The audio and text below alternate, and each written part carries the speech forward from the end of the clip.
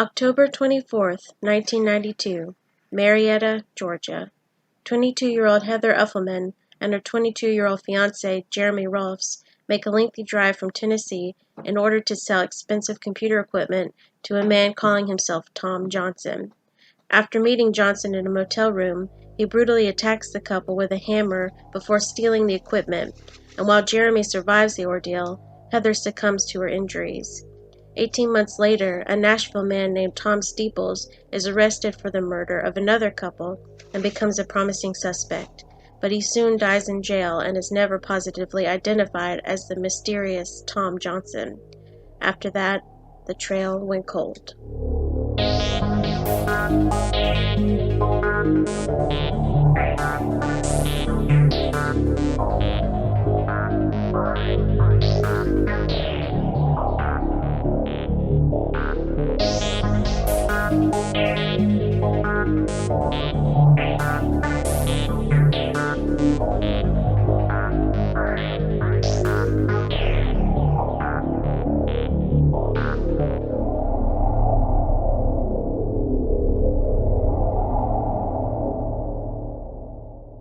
Hello everyone, and welcome to our latest episode of The Trail Went Cold. I'm your host Robin Warder, and we've got a pair of unsolved cold cases to cover today. The 1992 murders of Heather Uffelman and Jennifer Lynn Stone. That voice you just heard narrating our intro was Kelly Tucker, the latest winner of our most recent Trail Went Cold listener voiceover contest, so thank you very much, Kelly. This is a recurring monthly contest which we've been carrying on for over 2 years now, and if you'd like to enter, and haven't already done so, I will be providing instructions at the end of this episode. Anyway, Kelly hails from Georgia, and that's part of our theme for this week's show, as we are profiling 2 separate unsolved murders which took place in Georgia in 1992.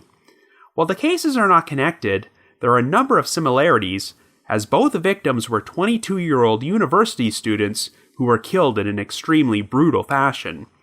The primary motive appeared to be robbery, and while there were witnesses who were able to provide detailed descriptions of the perpetrators, they have never been positively identified.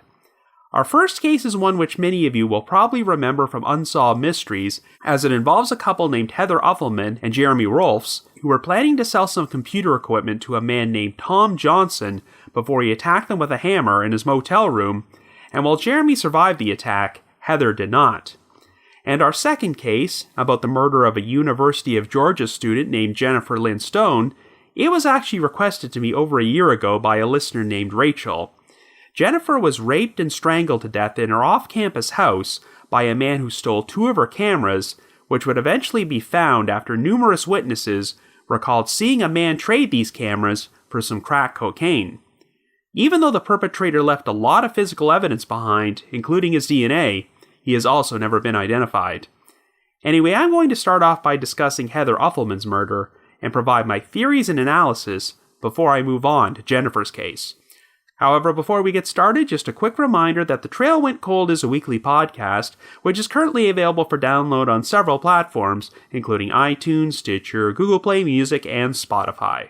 So if you like this podcast, be sure to subscribe to it, and please leave us a rating or review on any of those sites to help spread the word and garner us more exposure.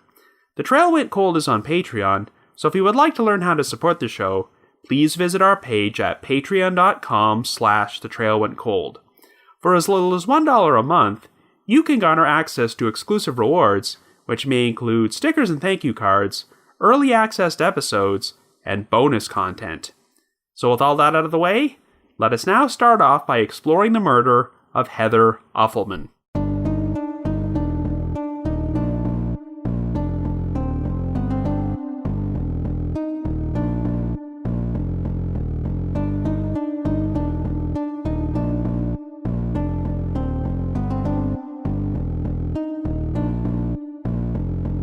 Our first story begins in 1992, and our victims are 22-year-old Heather Uffelman and her 22-year-old fiancé, Jeremy Rolfs. The couple have been together for 2 years and live in Murfreesboro, Tennessee, and are both currently seniors at Middle Tennessee State University. Heather is working towards an English degree and is a disc jockey at the campus radio station, while Jeremy, who originally hails from Illinois, is a radio television major and they are planning to get married the following spring after graduation. Jeremy also has a part-time job in Nashville working as a videotape editor for a music video company called Century City Artists Incorporated. In September, the company requested that Jeremy place an ad in the classified section of a publication called The Trader's Post in order to sell the central processing unit and monitor for an Apple Quadra 950. On October the 7th, Jeremy was contacted by a man calling himself Tom Johnson, who claimed that he worked as a freelance computer programmer and database consultant. When Johnson expressed an interest in buying the computer equipment, Jeremy organized a meeting with him at his office so he could perform a demonstration. Jeremy would later describe Johnson as being in his late 20s or early 30s and having sandy brown hair, and he did not speak with any discernible accent. The two men would agree on a selling price of $31,000, and Johnson requested that the equipment be delivered directly to his office in Marietta, Georgia. However, Johnson soon changed his mind and informed Jeremy that since his office was located in an industrial park, he felt the directions to get there would be way too complicated. Instead, Johnson proposed meeting at the Knights Inn, a motel located in Marietta just off Interstate 75, and completing their transaction on the morning of October the 24th. Jeremy agreed to the arrangement, but since the drive to Marietta was over 200 miles, he would have to pull an all-nighter and leave at 1:30 a.m. By the time he was ready to begin the drive, Jeremy had been up for over 24 straight hours working on a project and was completely exhausted. Since Heather was worried that Jeremy might fall asleep at the wheel, she volunteered to accompany him on the trip and even rearranged her schedule at the radio station in order to make this happen. After making the lengthy drive to Marietta, the couple arrived at the Knights Inn with the computer equipment and met Johnson in his motel room at around 7:30 a.m. Johnson was now wearing a pair of glasses and said he was waiting for his business partner to arrive with a certified check for $31,000. Since they would probably not show up for about a half an hour, Heather and Jeremy decided to spend that time going out for breakfast. They returned to Johnson's room at around 8 a.m., and he told them that his business partner had just called and would be arriving shortly. While they waited, Johnson suggested loading the computer equipment into his car, which Jeremy described as a black cherry-colored Dodge Dynasty with a red interior. Oddly, even though Johnson's office was supposedly in Marietta, Jeremy noticed that the vehicle had Tennessee license plates. Regardless, Jeremy and Heather helped Johnson load the equipment into his car before entering his room to wait for his business partner. They would spend the next 20 minutes making small talk, but when the partner still failed to show up, Jeremy started expressing his impatience. It was at this point when Johnson suddenly pulled out a small caliber handgun and ordered the couple to place some bed sheets on the floor.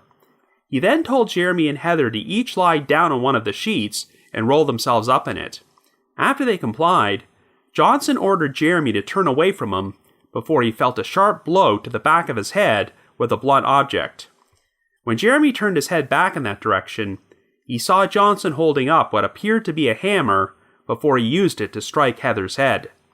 This prompted Heather to start screaming, so Johnson kept striking her repeatedly. Jeremy soon yelled out, "Stop screaming and he'll leave," which made Johnson switch his attention back towards him. After striking Jeremy on the head again, he went back and bludgeoned Heather a few more times with the hammer. The attack soon came to an end, but Johnson did not seem to notice that Jeremy had continued to remain conscious throughout the entire ordeal. According to Jeremy, he remembered seeing Johnson wipe all traces of fingerprints from the countertop before he left. After Johnson was gone, the injured and disoriented Jeremy was able to exit the room, and he would soon be found wandering around by the motel clerk who called for help. It wasn't long before police and paramedics arrived at the scene and rushed Jeremy and Heather to the hospital. Unfortunately, Heather's injuries to her skull were so severe that she never regained consciousness and passed away at around 12:30 p.m.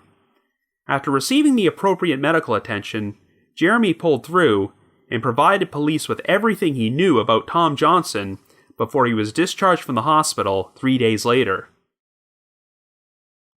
During their search of Johnson's motel room, investigators discovered that he had left the hammer behind. It was wrapped in plastic and still had a tag with a stock-keeping unit number attached to it, but all attempts to track down where the hammer was purchased from were unsuccessful. There would also be an odd eyewitness account provided by the motel clerk, who claimed that on the morning of the attack, a woman had come to the front desk to complain that there was a lot of noise coming from Tom Johnson's room. The problem is that she made this complaint between 7:30 and 8 a.m. when Heather and Jeremy were out having breakfast, so the attack on them would not have been the source of this noise. This woman was never identified, and investigators suspected that she may have been an accomplice of Johnson's. Once she learned that Johnson was planning to commit murder, she could have decided to make a noise complaint in a failed attempt to sabotage his plan. The investigation failed to turn up any promising suspects under the name Tom Johnson, which was probably just a pseudonym anyway. It seemed like his motive for the crime was to steal the computer equipment, but even though Jeremy provided a full description of the CPU and the monitor, including their serial numbers, they never showed up in circulation. Investigators learned that only 1 week earlier, a man matching Johnson's description had attempted a similar scam in which he arranged to meet another man in Nashville in order to purchase some computer equipment. The potential buyer never showed up for their meeting, but since this man was of much larger size than Jeremy, it's been speculated that Johnson may have gotten cold feet. In the months following the attack, Jeremy was forced to live under law enforcement protection and frequently move around from place to place for fear that Tom Johnson could potentially come after him. As a result of the blows to his head, Jeremy suffered permanent hearing loss and struggled with balance issues and had to be treated for post-traumatic stress disorder. In spite of this, he worked with Heather's family to honor her memory by establishing the Heather Uffelman Memorial Scholarship Foundation, which would be awarded to students at Middle Tennessee State University. The case was featured on an episode of Unsolved Mysteries in April of 1994, and while Jeremy agreed to be interviewed during the segment, he was filmed in silhouette in order to conceal his identity, and his last name was never mentioned. But it wasn't long before a promising suspect popped up on the radar. On March the 8th, 1994, 24-year-old Rob Phillips and his 28-year-old wife Kelly were found bludgeoned to death inside their room at an Econo Lodge motel in Nashville. Blood was found on the floor, ceiling, and door, and Rob was beaten so badly that half of his face was missing. Kelly was also raped, and around $900 in cash they had been carrying around was now stolen. The couple originally hailed from California and had only arrived in Nashville the previous day, as Rob was hoping to find success as a country western singer. After checking into the motel, the couple had gone to a nearby bar called the Stagecoach Lounge, as Rob noticed there was a talent contest taking place that night and wanted to perform on stage. Numerous eyewitnesses would report seeing them in the company of an unidentified man who talked with them for several hours. Well, 2 months later, this man was identified as Thomas Steeples, a 49-year-old computer supply store owner, and he would be indicted on 2 counts of first-degree murder, 2 counts of felony murder, and 1 count of aggravated rape. When a search of Steeples' business turned up traces of crack and cocaine, he was also charged with 1 count of felony possession. It was suspected that Steeples joined the Phillipses in their motel room under the guise of offering Rob a lucrative recording contract before he brutally murdered them, and DNA testing on the forensic evidence would link him to the crime. Believe it or not, Steeples had also been charged with an additional murder months earlier. On the morning of October the 17th, 1993, a Nashville country music lounge called the Corral Club went up in flames, and when the fire department arrived at the scene, they found the body of the club's 46-year-old owner, Ronald Bingham, sitting upright in a chair. He had been shot in the back of the head before the perpetrator set fire to the club in an attempt to destroy evidence. 1 week later, Thomas Steeples was arrested and charged with criminal homicide, as it turned out he had a severe gambling problem and was in debt to Bingham after losing a great deal of money playing video poker at his club. In spite of this, Steeples was released on a $150,000 bond and wound up murdering Rob and Kelly Phillips before he could go to trial for Bingham's murder. If that wasn't enough, it also turned out that in 1975, Steeples had been arrested for beating and raping another woman and ended up serving a year in jail after he pled guilty to the lesser charge of assault. Since Steeples lived in Nashville, owned a computer supply store, and there were a number of similarities between the murders of the Phillipses and the attack on Jeremy and Heather, there was immediate speculation that he might be the mysterious Tom Johnson. However, given that Steeples did not match the physical description of Johnson, the Marietta Police Department said they were inclined to believe the two crimes were not connected. While Jeremy did request to see a photograph of Steeples, the Marietta PD would not provide one, as their captain said they could only show Jeremy a photo lineup if it contained a picture of someone who was a suspect in their case, and they did not consider Steeples to be one. Well, before a more thorough investigation could be performed, Steeples turned up dead. While awaiting trial for the murders of the Phillipses, Steeples was incarcerated in the Nashville Metro Jail, but on August the 10th, he was found unconscious in his cell, and shortly after being rushed to the hospital, he died of cardiac arrest. It would turn out that Steeples had overdosed on a massive amount of cocaine in an apparent suicide. 2 weeks earlier, Steeples had been visited by his defense attorney, who gave him an envelope containing legal papers, but when a guard searched this envelope, he found 2 small bags of cocaine inside. This prompted Steeples to grab the bags and swallow them, so he had to be taken to the hospital for treatment. The attorney maintained that he had no idea the cocaine was in the envelope, as Steeples' wife, Tilly Staples, had apparently slipped it in there without him realizing it. Even though Steeples was discharged from the hospital and placed inside a maximum security cell following his return to the jail, he somehow wound up in the possession of a much larger amount of cocaine 2 weeks later, which led to his fatal overdose. It turned out that Tilly Staples had worked with another inmate to smuggle the cocaine to her husband, and she would be charged with second-degree murder. In 1996, she agreed to enter a plea of no contest to the lesser charge of smuggling cocaine and received a 6-year prison sentence. In the end, no evidence was ever found to conclusively prove that Thomas Steeples was Tom Johnson. But there would be one final tragic postscript to this story. After recovering from the ordeal, Jeremy Rolfs eventually became a Peace Corps volunteer and joined their group in the Kingdom of Lesotho, an enclaved country within the borders of South Africa. He worked as a telecommunications advisor to the Ministry of Information, but on March the 31st, 1997, while driving through the town of Wynberg, Jeremy was killed in an accident at the age of 27 after a head-on collision with another vehicle whose driver had fallen asleep at the wheel. To make the situation even more tragic, Jeremy's mother was visiting him at the time and was also in the vehicle during the accident, though she wound up surviving. Jeremy never received any definitive answers about who was responsible for attacking him and murdering Heather, and the crime continues to remain unsolved. So I guess you could say, the trail went cold.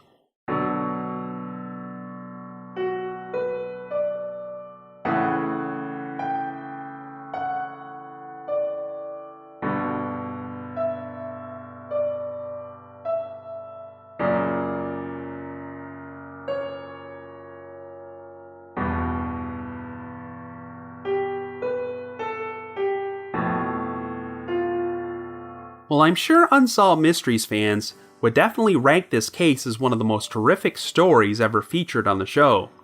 If you were to watch this segment for the first time today, I'm sure it would seem pretty odd to see Robert Stack standing next to an ancient relic like an Apple Quadra 950 and hear that it was being sold for $31,000, but that particular model had only been in the market for about 5 months before this crime took place. But even if the equipment was worth a lot of money, it still seems insane that someone would do something as cruel as bludgeon 2 people with a hammer in order to steal it. Not only that, but even though the investigators had the serial numbers on file, the stolen computer equipment never turned up on the market, so who knows if the mysterious Tom Johnson made any profit from this brutal crime. I mean, this wasn't just an ordinary theft. It was an elaborate con job in which Johnson had to interact with Jeremy numerous times before luring him to an entirely different state in order to steal this. Of course, watching this story today, it must seem pretty naive for Jeremy and Heather to agree to drive over 200 miles with $31,000 worth of equipment to meet a guy they barely knew at a motel, But it was a much different time back then, and Jeremy would later say that Johnson just gave off this vibe to make you feel you could trust him. Now, Thomas Steeples has been looked at as the most promising candidate to be Tom Johnson, and on the surface, that theory looks very compelling. Steeples lived in Nashville, which is where his original negotiations with Jeremy took place. He ran a computer supply store there, and he would be arrested for bludgeoning another couple to death in a motel room 16 months later. Not only that, but Steeples had serious issues with drugs and gambling, and was charged with murdering a third victim, Ronald Bingham, supposedly to avoid paying a debt. If Steeples was experiencing serious financial troubles in 1992, then this could have given him motivation to commit murder in order to steal a $31,000 computer. It's worth mentioning that the investigation discovery true crime show, Dead of Night, once did an entire episode on Steeples, though it focused exclusively on the murders of Rob and Kelly Phillips and never mentioned any potential connections to this case. There are a few things which don't add up to Steeples being Tom Johnson, so we're going to explore both sides here. Of course, you'd think it would be easy to definitively answer this question, since Jeremy survived this entire ordeal.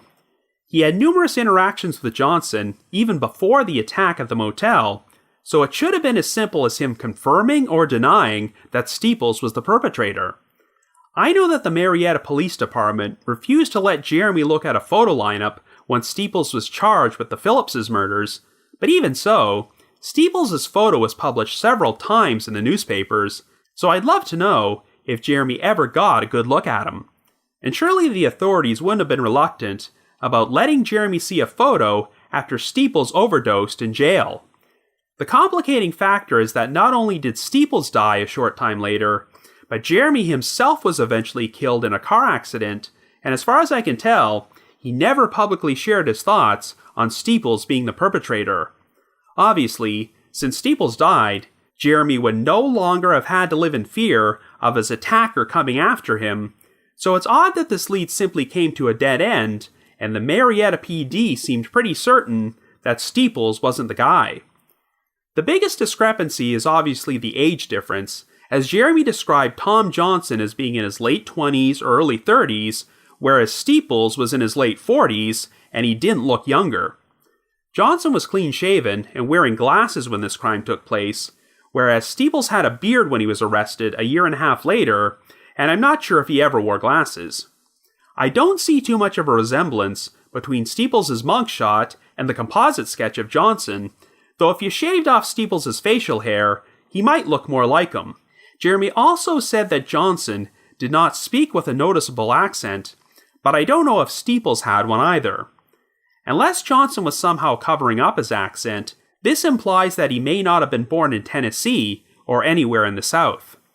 It's also not clear if Steeples ever owned a black cherry-colored Dodge Dynasty, which is the vehicle Jeremy described Johnson as driving. But to be fair, that vehicle could have been a rental, but the fact that it had Tennessee plates suggests that Johnson did not have any real ties to Marietta, Georgia, and may have lured Jeremy to another state to put as much distance between himself and the crime as possible. Now, one important detail which I'm not entirely certain of is whether or not Johnson knew beforehand that Heather would be accompanying Jeremy on this trip. As you recall, she decided to go with him because he had not slept for over 24 hours, and she wanted to keep Jeremy company to ensure he did not fall asleep during his long drive. That does sound like it was planned at the last minute, and I'm not sure Johnson was expecting her to be there. One thing we do know about Thomas Steeples is that he was a sexual predator who raped or attempted to rape multiple women, and it seems like rape may have been his primary motive for murdering Rob and Kelly Phillips. Yet as brutal as this particular crime was, one thing Tom Johnson did not do was rape Heather, even though he definitely would have had the opportunity. If Steeples was the perpetrator, perhaps he didn't go through with it because he only planned for the crime to be a murder-robbery, and Heather's presence just completely threw him for a loop. But the biggest variable might be the unidentified woman who may have been Johnson's accomplice. To recap, the motel clerk claimed that an unidentified woman entered his office sometime between 7:30 and 8 a.m. and complained about some noise in Johnson's room, but unless the clerk was mistaken about the time, this noise could not have been the murders taking place because Heather and Jeremy were out having breakfast during that time frame. Therefore, the police's theory is that this woman may have been Johnson's accomplice and she was trying to sabotage his plan because she got cold feet about him murdering two people. When you look at the timeline, this theory would make sense. When Heather and Jeremy first arrived, Johnson told them that they had to wait for his business partner, who was delivering the $31,000 check, which is why they decided to go for breakfast. But you have to wonder, if Johnson was always planning to kill them, why would he let them do this? What's the point of fabricating a cover story about a fake business partner? Why not lure them inside the room and kill them immediately? In addition, after Heather and Jeremy returned and loaded the computer equipment into Johnson's car, they spent another 20 minutes just hanging around the motel room, and Johnson only decided to pull out his gun when Jeremy became impatient. Again, why would Johnson bother waiting that long before going through with the murders? Well, the obvious explanation is that this unidentified woman was going to play the role of Johnson's quote-unquote business partner and help him with his plan, but she never showed up and only paid a visit to the motel clerk instead. She may have been hoping that the clerk would pay a visit to Johnson's room to check out this so-called noise, which could potentially abort his plan. Johnson was probably still expecting his female accomplice to arrive, but once Jeremy started to become suspicious, Johnson knew he had to improvise and commit the murders himself. That might even explain Johnson using the hammer to inflict more blows on Heather than Jeremy, as he could have been taking out some rage over being abandoned by his female companion. But if this mystery woman was involved in this plan, who could she have been? Well, if the perpetrator was Thomas Steeples, then the obvious answer is that the woman was his wife, Tilly. I mentioned earlier that Tilly wound up serving time in prison for helping smuggle her husband the cocaine he used to overdose. Shortly before his death, Steeples supposedly asked her how much cocaine it would take to kill a person, so it seems obvious that Steeples orchestrated his own suicide because he knew the evidence against him was damning, and there was no way he was ever walking out of prison again. I'm sure it won't come as much surprise to learn that Steeples was a pretty terrible husband. According to Tilly, he constantly sought the company of sex workers during their marriage, and he sometimes even contracted venereal diseases from them, which he transmitted to her. In 1991, Tilly caught her husband beating and attempting to rape another woman inside a makeshift teepee he had built in their backyard, prompting him to take out his rage by beating and choking her instead. This prompted Tilly to file for divorce, but no criminal charges were ever filed, and she decided to withdraw her divorce petition 2 months later. So technically, the Steepleses still would have been married when the attack in Marietta took place in October of 1992. It's also worth noting that after Tilly served her time in prison for smuggling cocaine to her husband, she wound up getting in trouble with the law again following her release, as both she and her new boyfriend started a publicly traded internet retail company and used it to defraud investors out of millions of dollars. So while Tilly may have been trapped in an abusive marriage with a monster, she was obviously not above committing crimes. If Thomas Steeples was Tom Johnson, he could have recruited his wife to help him with a scheme to steal $31,000 worth of computer equipment, but Tilly may have drawn the line at being an accessory to murder, which is why she did not show up as planned, and even went so far as to attempt to prevent the crime from taking place. There are definitely a lot of pieces of this puzzle which fit together and point to Steeples being Tom Johnson, but you have to ask, if the solution were that simple, why didn't they close the books on this case a long time ago? If Steeples had not died in prison and wound up going on trial for his other crimes, it would have been interesting to see if a more concerted effort was made to try to link him to Heather Uffelman's murder. There are still a lot of unanswered questions. Before they even met, Jeremy spoke to Johnson on the phone numerous times, but it's unclear how thoroughly investigators checked phone records. If they did, I'm guessing they didn't find anything to connect the calls to Steeples. We also know that the authorities had Steeples' DNA on file because that's what they used to indict him for the murders of the Phillipses, but I'm not sure if Johnson left any DNA behind in the motel room in Marietta. Jeremy claimed he saw Johnson wiping fingerprints from the countertop, so I'm not sure how much physical evidence there was from Johnson which could be compared to Steeples. If there is no physical evidence, and the only surviving witness is currently deceased, would there be any other way to conclusively prove that Steeples and Johnson were the same person? I guess the only possibility might be if the woman who spoke to the motel clerk can be identified. If it turned out she was Tilly Staples, that would be all the evidence they needed, but given that Tilly has had her own fair share of legal problems, I somehow doubt she would be willing to admit that she was a potential accessory to murder. Technically, Tom Steeples being Tom Johnson is the most logical explanation, but while I definitely lean in that direction, I wouldn't say I'm absolutely 100% certain. I definitely hope they were the same person, because then it means that Tom Johnson is no longer with us and died less than 2 years after committing this heinous crime.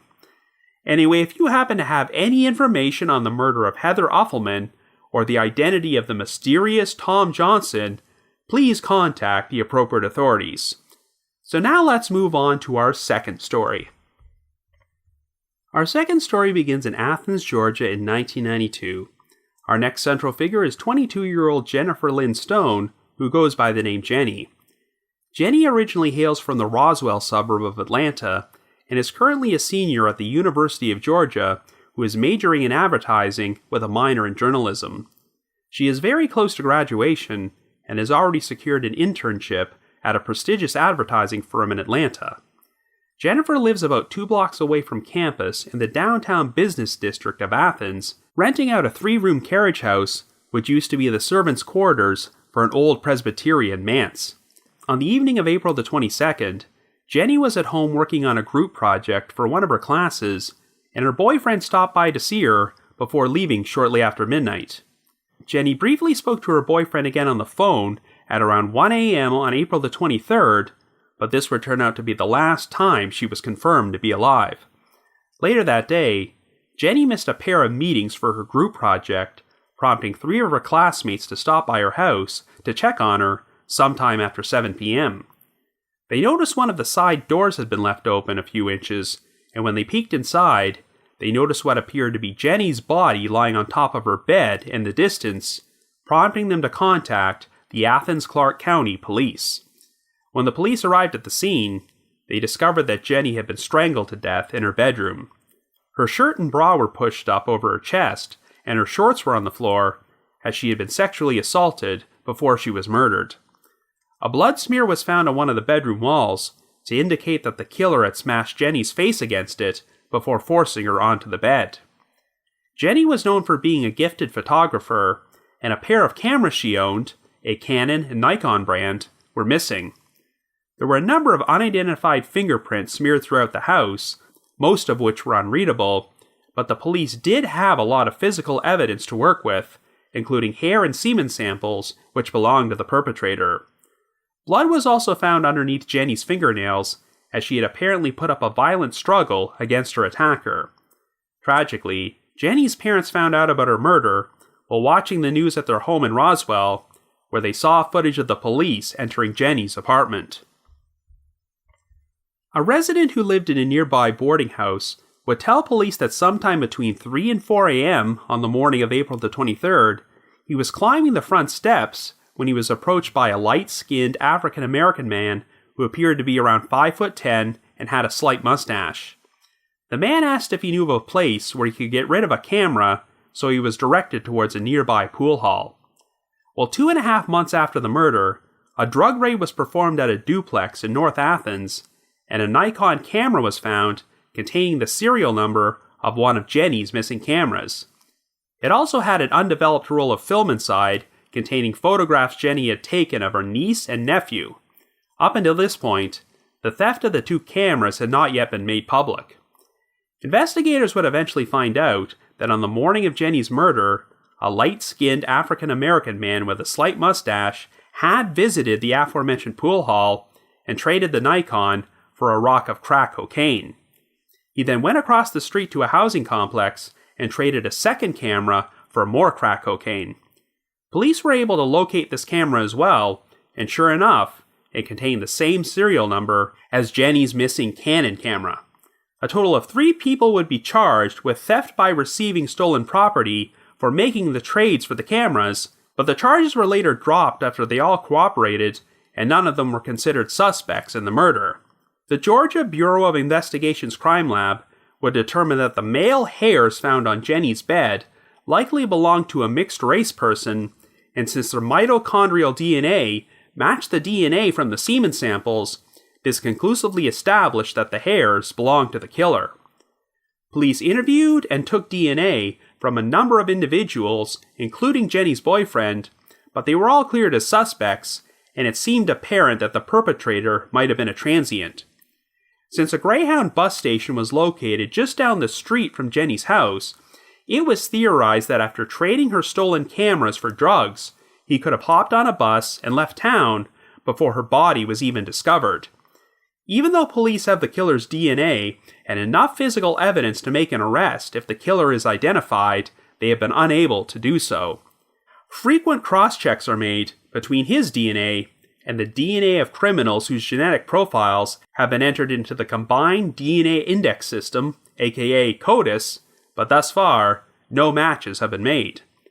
The University of Georgia would pay tribute to Jenny's memory by instituting both the Jennifer Lynn Stone Memorial Scholarship in Creative Advertising and the Jennifer Lynn Stone Award for Creativity in Advertising.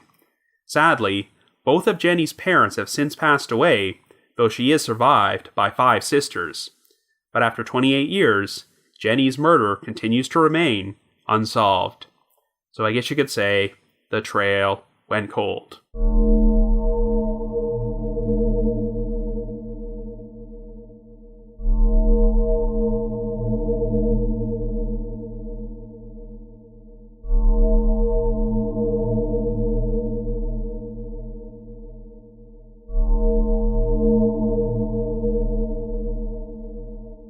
Anyway, I decided to include both the Heather Uffelman and Jennifer Lynn Stone murders on the same episode because you can draw a number of parallels between the two cases.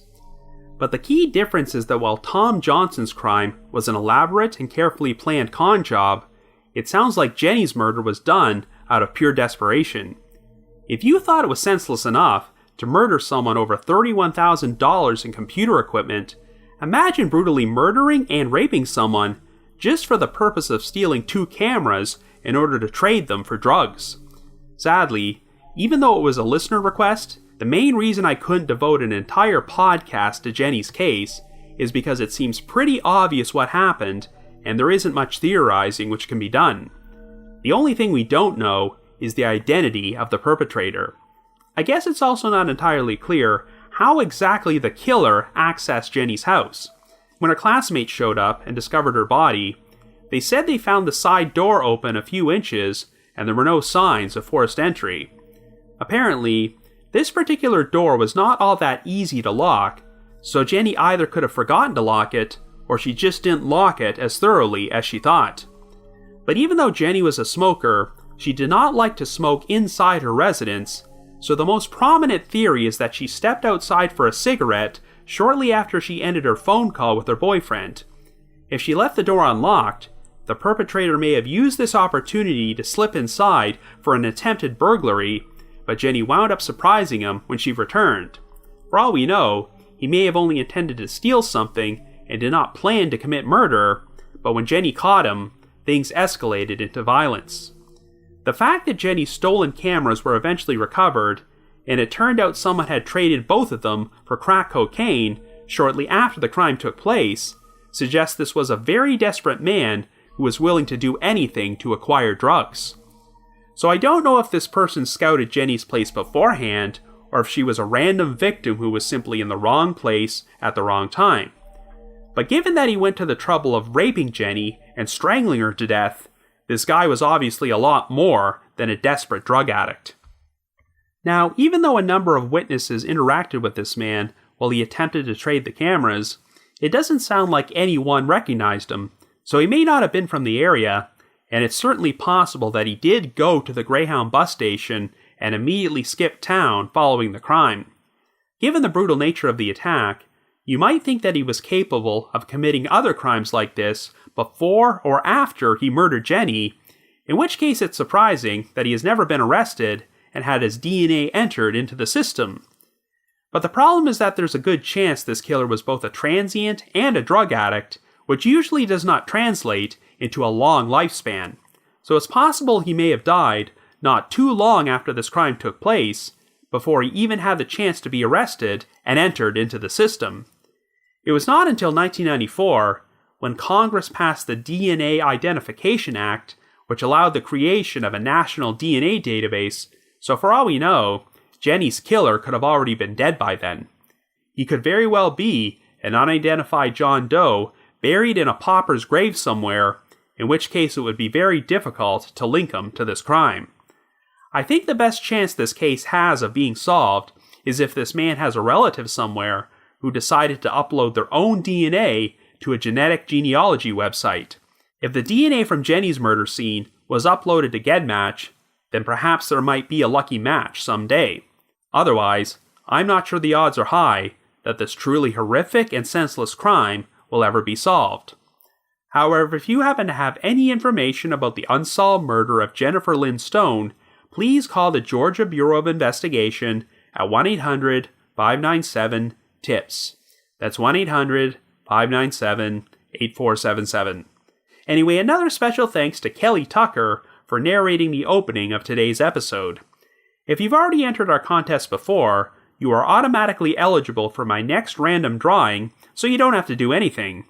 But if you would like to enter, and haven't done so yet, all you have to do is send me an email under the subject line, Trail Went Cold Contest, naming the one unsolved cold case you would most like to see covered on this podcast. So once again, send me an email under the subject line, Trail Went Cold Contest, to robin.warder@icloud.com. That's robin.warder@icloud.com. Now the reminder that The Trail Went Cold is on Patreon, so please visit patreon.com/thetrailwentcold to learn how you can support our podcast and become eligible for some pretty neat rewards. We produced a bunch of exclusive bonus episodes for our patrons in tiers 2 and 3, and this past month, we produced an episode about the very first Final Appeal segment ever produced by Unsolved Mysteries, involving the controversial conviction of Glenn Consagra for the double murder of his friends, Freddie Doberly and Mary Lou Holmes. And for our patrons in Tier 3, I've also recorded another new audio commentary track which can be played over a classic episode of Unsolved Mysteries. So to learn more information, feel free to visit our Patreon page. I'd also like to give a shout out to our most recent listeners who have signed up with us on Patreon this week, and they are Monica B., Kelsey, Austin P., Andrew H., Joe Van, and Tom N. Thank you all so much for your support. And before I bring this episode to a close, I'd like to play a promo for another true crime podcast called Murder and More.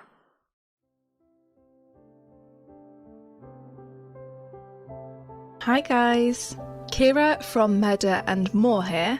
I am the solo host of the UK-based true crime podcast, where each Sunday I tell you about a murder, disappearance or serial killer. Murder and More is available to listen to wherever you get your podcasts, including platforms such as Apple Podcasts, Spotify, Castbox and Stitcher. You can find us on Twitter and Tumblr at Murder and More, Instagram at Murder and More Pod, and on Facebook at Murder and More Podcast. Head over to murderandmorepodcast.wordpress.com to find out more. I also just wanted to give another shout out to my supporters at the Unsolved Mysteries message board at the Sitcoms Online forum and the Unresolved Mysteries subreddit. I need to provide a big thanks to McGill Foote, who edits and assembles this podcast together for me, and Vince Nitro, who composes the eerie music you hear on every episode. If you haven't already, you can like us on Facebook, follow us on Twitter, or leave us a rating or review on iTunes, Stitcher, Google Play Music, or Spotify. So have yourselves a great week, and join us next Wednesday for another brand new episode of The Trail Went Cold.